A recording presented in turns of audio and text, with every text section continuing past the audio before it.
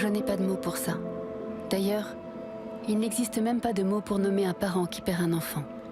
Et Je choisis de vivre. Ce film, projeté dans plus de 160 salles actuellement en France, parle du deuil après la mort d'un enfant. Un film qui a profondément touché Tiffaine Pernaut. Enceinte de 8 mois en novembre 2018, elle a été obligée d'accepter une interruption médicale de grossesse. S'il était né, l'enfant qu'elle portait aurait beaucoup souffert et n'aurait pas vécu plus d'1 an. Le gynécologue vient faire ce qu'on appelle le geste pour arrêter la vie de mon bébé et après je mets un bébé au monde.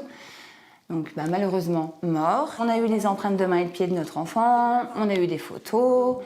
Il faut qu'on sache se dire, arrive à un moment donné, emmenez-le, je veux garder la plus belle image possible de mon enfant.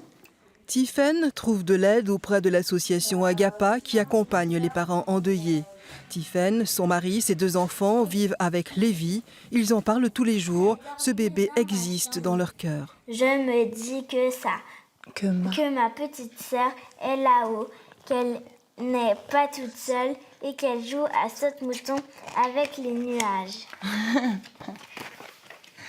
Ces livres, moi je les trouve très bien parce qu'ils expliquent un peu mon histoire, sauf que dans ce livre c'est une fille et c'est pas un garçon.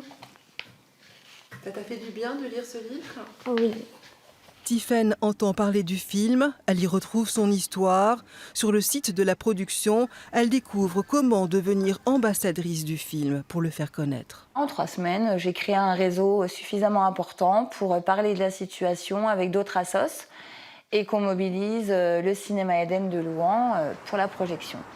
Tiffaine rencontre alors l'exploitant du cinéma qui se laisse convaincre. J'ai été touché par le sujet.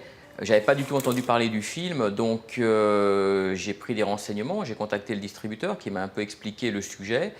Et puis, devant l'enthousiasme de Tiffaine, j'ai dit pourquoi pas, après tout, c'est un sujet qui touche tout le monde. Plus qu'une simple projection, c'est une ciné-rencontre qui est programmée dimanche 23 juin à 17 h.